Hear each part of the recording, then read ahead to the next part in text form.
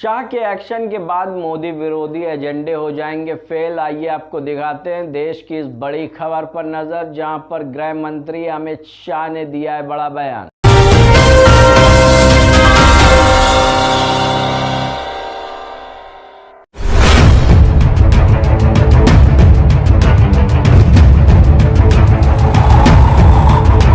देश विरोधी कामों में जिसका भी नाम सामने आएगा, केंद्र की नरेंद्र मोदी सरकार की तरफ से उसे बख्शा नहीं जाएगा। जो भी मुमकिन एक्शन देश विरोधियों पर लिया जा सकता है, केंद्र उस पर वार करने से कभी नहीं कतराएगा। इसी पॉलिसी पर काम करती है नरेंद्र मोदी सरकार। अब केंद्र सरकार का centre for policy research think tank का FCRA लाइसेंस निलंबित करने वाला एक्शन ही देख लीजिए। बुधवार 1 मार्च को गृह मंत्रालय ने CPR के FCRA लाइसेंस को निलंबित कर दिया। FCRA वही कानून है जो विदेशों से व्यक्तियों और संगठनों को मिलने वाले वित्तीय योगदान को नियंत्रित करता है। CPR पिछले साल सितंबर में हुए आयकर सर्वेक्षण के बाद जांच के घेरे में आया था। अधिकारियों के मुताबिक कानूनों के उल्लंघन के आरोप में CPR का FCRA लाइसेंस निलंबित किया गया है। FCRA लाइसेंस फॉरेन डोनेशन पाने के लिए जरूरी लाइसेंस होता है और अब जब केंद्र सरकार की तरफ से ये लाइसेंस निलंबित कर दिया गया है तो इसे लुटेंस के नंबर 1 थिंक टैंक पर करारा प्रहार माना जा रहा है, जिसका सीधा कनेक्शन दिग्गज उद्योगपति जॉर्ज सोरोस से भी है। CPR को फंडिंग करने वालों में नमाती इंक का भी नाम शामिल है, जिसे दिग्गज अमेरिकी निवेशक जॉर्ज सोरोस की ओपन सोसाइटी फाउंडेशन से पैसा मिलता है।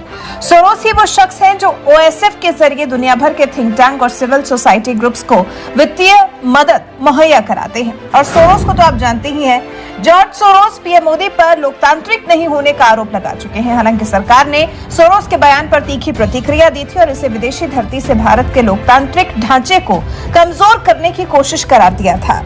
और सोरोस का रोल यहीं तक सीमित नहीं है, बल्कि सोरोस की OSF से तो पीस रिसर्च इंस्टीट्यूट ओस्लो यानी कि प्रायो और the pointer institute of media studies को भी वित्तीय मदद मिलती है।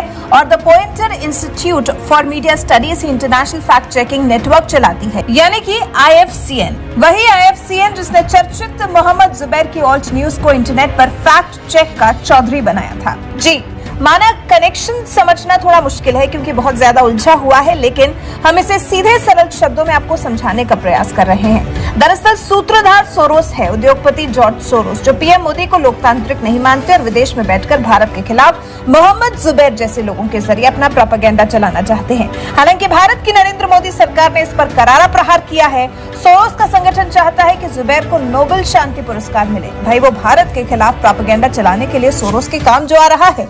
अब समझते हैं कि आखिर मोदी सरकार के खिलाफ क्या है ये एजेंडा। मोदी सरकार के खिलाफ सोरोस का क्या है एजेंडा। दरअसल कहा गया कि विदेशी चंदे में से कुछ हिस्सा टैक्स के तौर पर सरकार को देना होता है, लेकिन जिस CPR पर कार्रवाई हुई है वो CPR पिछले 5 साल से विदेशी चंदे का कुछ हिस्सा टैक्स के रूप में सरकार को नहीं दे रहा था। चाणक्यपुरी में मोदी सरकार की नीतियों के खिलाफ एजेंडा तैयार किया जा रहा था। ये चीन, सोरोस और कम्युनिस्ट समर्थक संगठन है। देश के जाने माने पत्रकार राजगोपालन ने ये सभी बातें कहकर मोदी सरकार के CPR पर एक्शन की तारीफ की है। CPR को नमाती इंक से भी डोनेशन मिलता है, साथ ही कई अन्य विदेशी संगठन भी CPR को डोनेशन दे रहे थे। लेकिन अब जब डोनेशन लेने वाले लाइसेंस को ही मोदी सरकार की तरफ से रद्द कर दिया गया है तो इसे CPR और मोदी सरकार के खिलाफ प्रोपेगेंडा चलाने वालों की कमर तोड़ने वाला एक्शन करार दिया जा रहा है। आधिकारिक दस्तावेजों के अनुसार बिल एंड मिलिंडा गेट्स ने थिंक टैंक को अक्टूबर 2022 से दिसंबर 2022 के बीच में सबसे ज्यादा दान दिया। द ओक फाउंडेशन और वर्ल्ड रिसोर्सेज इंस्टीट्यूट भी उसे दान देने वालों में शामिल थे। तो आप समझ चुके होंगे कि CPR का जो FCRA लाइसेंस निलंबित किया गया है उसका ऑल्ट न्यूज के जुबैर से क्या कनेक्शन है और थिंक टैंक को किस तरह से देश की बुराई के लिए सोरोस की तरफ से फंडिंग की जा रही थी। ये एक तरह से सोरोस की स्ट्राइक टीम थी जिसे मोदी सरकार ने ध्वस्त कर दिया है। वैसे मोदी सरकार के इस एक्शन पर आपका क्या कुछ कहना है? अपनी राय हमें कमेंट कर जरूर बताएं। हंगामा टाइम्स की तमाम खबरों को देखने के लिए हंगामा टाइम्स को सब्सक्राइब कर लीजिए और बेल आइकन दबा लीजिए। अगर आपको ये वीडियो अच्छा लगा हो तो लाइक बटन प्रेस कर अपनी प्रतिक्रिया हमारे कमेंट बॉक्स में दे